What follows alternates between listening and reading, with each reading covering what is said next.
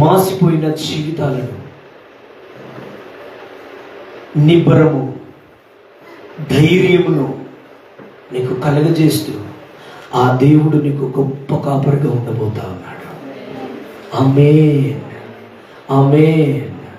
అలసిపోయినావేమో, ఆత్మీయ జీవితంలో అలసిపోయినావేమో, పరిస్థితులు నీకు అనుగుణంగా లేక అలసిపోయినావేమో, శ్రమలు, కష్టాలు, కన్నీళ్లు నిన్ను వెంటాడుతూ ఉన్నాయేమో, వేదనలో నీవు కృంగిపోతూ ప్రభు వైపు చూస్తూ ఉన్నావేమో.